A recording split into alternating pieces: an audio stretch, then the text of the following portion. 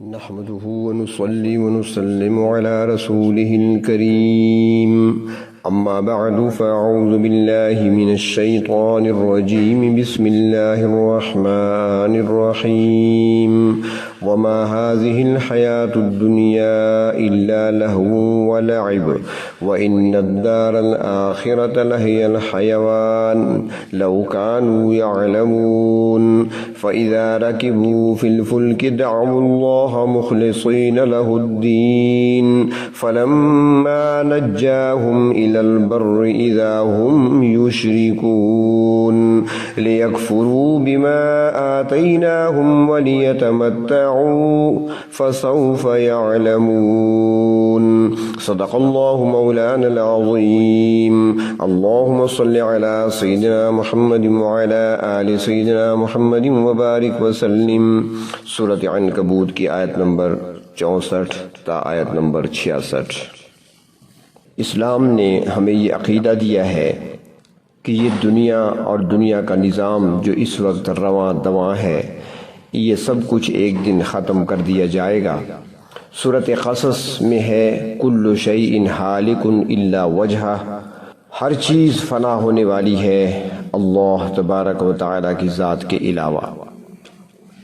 اور سورۃ بروج میں ارشاد فرمایا انہ هو یبدئ ویعید، بے شک وہی پہلی بار پیدا کرتے ہیں اور پھر وہی دوبارہ پیدا کریں گے۔ یہی کائنات کی پھر تجدید ہوگی اور یہی کائنات کا نیا ایڈیشن ہوگا۔ دوسری زندگی جو ملے گی وہی اصل زندگی ہوگی اور وہ زندگی ہمیشہ کے لیے ہوگی۔ جنت اور جہنم ابدی ہیں، ہمیشہ کے لیے ہیں، تو انسان کو چاہیے کہ یہاں کی چند روزہ زندگی سے زیادہ آخرت کی اور اصل زندگی کی فکر کرے، اس فانی دنیا پر اپنا سب کچھ قربان نہ کرے۔ اس دنیا کی حقیقت بہلاوا اور تماشا ہے۔ آخرت کو بھول کر اور دنیا کو ہی سب کچھ سمجھتے ہوئے دن رات اپنی توانائیاں وہی لوگ خرچ کرتے ہیں جن کو مشکل وقت میں اللہ یاد بھی آ جاتے ہیں، مگر جلد ہی وہ اپنے اللہ کو بھول جاتے ہیں اور پھر دوبارہ اپنی دنیا میں مگن ہو جاتے ہیں۔ جب ان کی کشتی طوفان میں گر جاتی ہے تو بڑی عقیدت سے اللہ کو پکارتے ہیں، مگر جو ہی خشکی پر قدم رکھتے ہیں اللہ کا احسان بھول جاتے ہیں۔ ایسے لوگ دنیا میں چند دن مزے اڑانا چاہتے ہیں تو اڑا لیں، ان قریب ان کو پتہ چل جائے گا کہ احسان فراموشی کا نتیجہ کیا نکلتا ہے۔ دنیا تو فنا ہونے والی ہے اور دنیا کی ہر چیز فانی ہے۔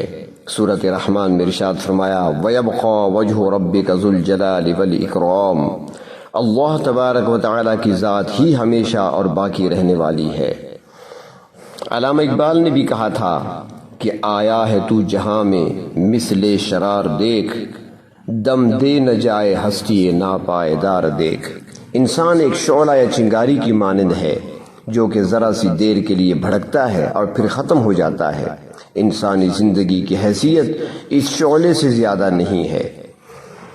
وہ کسی نے کہا ہے کہ زندگی کیا ہے، ایک تھرکتا ہوا ننھا سا دیا جسے ایک جھونکا ہوا کا آ کے بجھا دیتا ہے۔ جیسے ایک چراغ رکھا ہو، جل رہا ہو، تیل میں بتی لگا دی گئی اور چراغ جلا دیا گیا اور رکھا ہے کھلی جگہ پر، تو جب بھی ذرا ہوا کا جھونکا آئے گا تو اسے بجھا دے گا۔ فرمایا یہی کچھ زندگی ہے انسان کی۔ زندگی کیا ہے، ایک تھرکتا ہوا ننھا سا دیا جسے ایک جھونکا ہوا کا آ کے بجھا دیتا ہے، یا سرے مژگاں غم سے تھرکتا ہوا آنسو، پلک جھپکنا جسے مٹی میں ملا دیتا ہے۔ جیسے کسی غم و پریشانی کی وجہ سے انسان کی آنکھ میں آنسو آئے اور وہ پلکوں پہ آ کر رک جائے تو وہ اتنی دیر ہی رکا رہے گا جب تک پلک جھپکی نہیں جاتی۔ جب آپ نے پلک جھپکی تو وہ قطرہ گرا اور مٹی میں مل گیا۔ یہی کچھ انسان کی زندگی اور یہی کچھ انسان کی اوقات ہے، اور اسی پر اترانا، اسی پر فخر کرنا اور اپنی زندگی کی ساری توانائیوں کو اسی پر خرچ کر دینا، اسی کے حصول میں کھپا دینا، لگا دینا، تو اسے بے وقوفی ہی کہا جا سکتا ہے۔ یہ سانس تو چل رہی ہے جب تک حکم ہے چلنے کا، جو ہی سانس رکی زندگی ختم ہو جاتی ہے۔ جانے والے کچھ چلے گئے، جو باقی ہیں انہوں نے چلے جانا ہے۔ دنیا کا نظام اسی طرح چلتا رہے گا۔ وہ کسی نے کہا ہے کہ کوئی آتا ہے کوئی جاتا ہے، محفل کا ہے ابھی رنگ وہی، ساقی کی نوازش جاری ہے، مہمان بدلتے رہتے ہیں۔ اور حالت یہ ہے کہ کمر باندھے ہوئے چلنے کو یہاں سب یار بیٹھے ہیں، کمر باندھے ہوئے چلنے کو یہاں سب یار بیٹھے ہیں، بہت آگے گئے جو باقی ہیں وہ تیار بیٹھے ہیں۔ ہر روز یہ بات مشاہدے میں آتی ہے کہ کوئی آج جا رہا ہے تو کوئی کل، کوئی صبح جا رہا ہے تو کوئی شام کو۔ تو زندگی اتنی ناپائیدار چیز ہے کہ ایک سیکنڈ کا بھی اعتبار نہیں ہے۔ تو اس لیے اللہ تبارک و تعالی نے ارشاد فرمایا وَمَا هَٰذِهِ الْحَيَاةُ الدُّنْيَا إِلَّا لَهْوٌ وَلَعِبٌ، کہ نہیں ہے یہ دنیا کی زندگی مگر جی کا بہلانا اور کھیل تماشا۔ انسان ان چند روزہ زندگی کی رنگینیوں میں کھو کر اپنی ہمیشہ کی زندگی کو بھول نہ جائے۔ فرماتے ہیں کہ لہو بچوں کے کھیل کو کہا جاتا ہے اور لعب جوانوں کے کھیل کو کہا جاتا ہے۔ تو فرمایا کہ دنیا کی زندگی کھیل تماشے سے زیادہ نہیں ہے۔ کھیل ایک بناوٹی ڈرامہ ہوتا ہے جس میں حقیقت کچھ نہیں ہوتی، اور اس میں کردار ادا کرنے والے وقتی طور پر اپنا کردار پیش کرتے ہیں۔ جب کھیل ختم ہوتا ہے تو پھر نہ وہ بادشاہ رہتے ہیں اور نہ اس کا کوئی وزیر ہوتا ہے، ڈرامہ ختم ہو جاتا ہے، اور جو مجرم نظر آ رہا ہوتا ہے وہ حقیقی مجرم نہیں ہوتا۔ دنیا کی زندگی کا یہی حال ہے، ایک کھیل ہے جو ختم ہو جائے گا اور ختم ہو رہا ہے، اور انسان اسی میں مشغول ہو کر اپنی آخرت کو بھلا بیٹھے ہیں۔ تو فرمایا کہ وَإِنَّ الدَّارَ الْآخِرَةَ لَهِيَ الْحَيَوَانُ، آخرت کا گھر ہی مستقل قرار گاہ ہے زندگی کی۔ دنیا تو محض لہو و لعب ہے، کھیل تماشا ہے۔ اور اگر انسان اس عارضی زندگی کی پونجی کو اچھے اور نیک کاموں میں لگا لے تو پھر آخرت کی ہمیشہ کی زندگی اس کے لیے اچھی ہو سکتی ہے، اور اگر ایسا نہ کیا تو سوائے نقصان اور خسارے کے کچھ حاصل نہیں ہوگا۔ سورۃ اعلیٰ میں ارشاد فرمایا پروردگار عالم نے کہ بل تؤثرون الحیات الدنیا والآخرۃ خیر وابقیٰ، تم دنیا کی زندگی کو ترجیح دیتے ہو حالانکہ آخرت ہی بہتر اور دیر پا ہے۔ تمہیں اس کی طرف دھیان دینا چاہیے اور اسی کو یعنی اس اصل زندگی کو حاصل کرنے کی کوشش کرنی چاہیے۔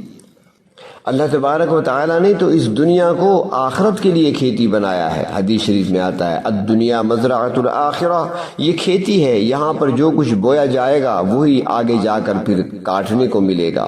اچھی فصل بوئی ہے تو نتیجہ اچھا ہی نکلے گا، کانٹے بوئے ہیں تو کانٹے ہی ہوں گے۔ فرمایا لو کانوا یعلمون، اگر یہ بات تمہاری سمجھ میں آ جائے تو پھر تم کامیاب ہو سکتے ہو۔ اے انسانوں، تمہیں چاہیے کہ کفر، شرک اور اللہ کی نافرمانی کا راستہ چھوڑ کر ایمان اور توحید، اللہ کی اطاعت کا راستہ اختیار کر لو۔ اگر ایسا کر لو گے پھر ہمیشہ کی جو زندگی آنے والی ہے وہی حاصل کر سکتے ہو، اس کی نعمتوں کو حاصل کر سکتے ہو۔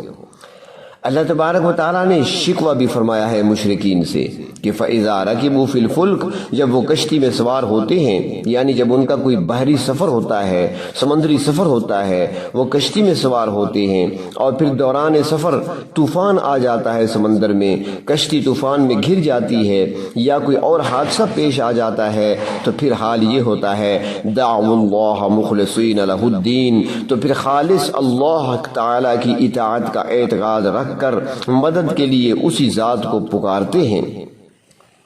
پھر ان کا ایمان یہ ہوتا ہے اس وقت کہ اللہ کے سوا مصیبت سے نجات دینے والا کوئی نہیں ہے، سمندر کے اس طوفان میں ہمیں بچانے والا، زندگی دینے والا کوئی نہیں ہے اللہ کے سوا۔ حدیث شریف میں آتا ہے کہ عدی بن حاتم طائی کا واقعہ بیان کیا گیا ہے کہ جب کشتی طوفان میں پھنس گئی تو ملاحوں نے کہا کہ اب صرف اللہ ہی بچا سکتے ہیں، اس موقع پر کوئی دوسری ہستی کچھ نہیں کر سکتی۔ تو جب یہ بات ملاحوں نے کہی تو عدی بن حاتم طائی کے دل پر چوٹ لگی۔ اس نے ارادہ کیا کہ اگر خشکی پر پہنچ گیا تو فوراً جا کر اپنا ہاتھ پیغمبر اسلام صلی اللہ علیہ وسلم کے ہاتھ میں دے دوں گا، کہ جب سمندر میں اور مشکل میں اللہ کے سوا کوئی کام نہیں آ سکتا تو پھر خشکی میں دوسرے ہمارے کام کیسے آ سکتے ہیں؟ تو فرمایا کہ جب وہ پھنس جاتے ہیں مشکل میں اور بچاؤ کی کوئی صورت نظر نہیں آتی تو پھر اللہ کو پکارتے ہیں۔ فَلَمَّا نَجَّاهُمْ إِلَى الْبَرِّ، پھر جب اللہ تعالیٰ ان کو طوفان سے بچا لیتے ہیں، ان کو صحیح سلامت کنارے پر پہنچا دیتے ہیں اور وہ خشکی پر اتر آتے ہیں، اِذَا هُمْ يُشْرِكُونَ، تو یہ لوگ پھر شرک کرنے لگتے ہیں۔ یعنی جس پروردگار نے مصیبت سے نجات دی، جس نے اس طوفان سے بچایا، جس نے نظر آنے والی موت سے ان کو بچا لیا، اس پروردگار کو وہ بھول جاتے ہیں، احسان فراموش ہیں۔ تو اللہ تعالیٰ نے فرمایا اس وجہ سے یہ ہوتا ہے لِيَكْفُرُوا بِمَا آتَيْنَاهُمْ، تاکہ وہ انکار کر دیں اس چیز کا جو ہم نے انہیں دی ہے۔ یعنی اللہ تبارک و تعالیٰ نے ان کی جان بچائی، ان کی حفاظت فرمائی، ان کو خشکی تک پہنچایا، مگر وہ لوگ اللہ کے اس احسان کی ناقدری کرتے ہیں۔ وَلِيَتَمَتَّعُوا، تاکہ وہ فائدہ اٹھا لیں اس چیز سے جو اللہ نے ان کو عطا کی ہے۔ مفسرین اکرام فرماتے ہیں کہ لِيَكْفُرُوا اور لِيَتَمَتَّعُوا مطلب یہ ہوگا کہ ان کے کفر اور فائدہ اٹھانے کا سبب یہ ہوگا کہ وہ سزا کے مستحق ٹھہریں گے۔ یعنی یہ لوگ کفر کرتے ہیں، اللہ تعالیٰ کی عطا کردہ نعمتوں کی ناقدری کرتے ہیں، اللہ تعالیٰ کا شکر ادا نہیں کرتے، تو پھر اس کا انجام یہ ہوگا کہ فرمایا کہ ہماری عطا کردہ چیزوں کے ناشکر گزار بن جائیں گے اور اس دنیا کے مال و متاع سے فائدہ اٹھاتے رہیں گے، اور یہ فائدہ اٹھانا بالکل عارضی ہے۔ یہ دنیا اور دنیا کی ہر چیز عارضی ہے، مستقل نہیں ہے، ہمیشہ کے لیے نہیں ہے۔ سورۃ الزمر میں ارشاد فرمایا قُلْ تَمَتَّعْ بِكُفْرِكَ قَلِيلًا إِنَّكَ مِنْ أَصْحَابِ النَّارِ، یہ اپنے کفر کے ساتھ تھوڑا سا فائدہ اٹھا لیں، انہیں بالآخر جہنم میں جانا ہے۔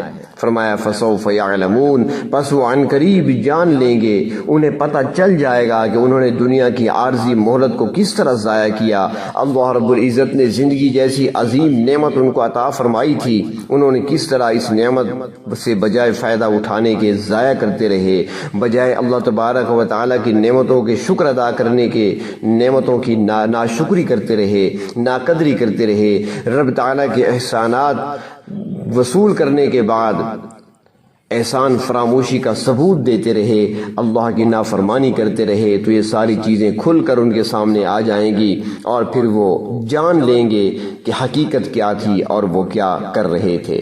اللہ تبارک و تعالی ہمیں آخرت کے لیے تیاری کرنے اور موت سے پہلے موت کی تیاری کرنے کی توفیق عطا فرمائیں، دنیا کی نعمتوں سے بھی محروم نہ فرمائیں، اور آخرت میں جو اللہ رب العزت نے اپنے نیک بندوں کے لیے جو کچھ تیار کر رکھا ہے، اللہ رب العزت ہمیں اس میں سے بھی حصہ نصیب فرمائیں۔ وآخر دعوانا ان الحمد للہ رب العالمین۔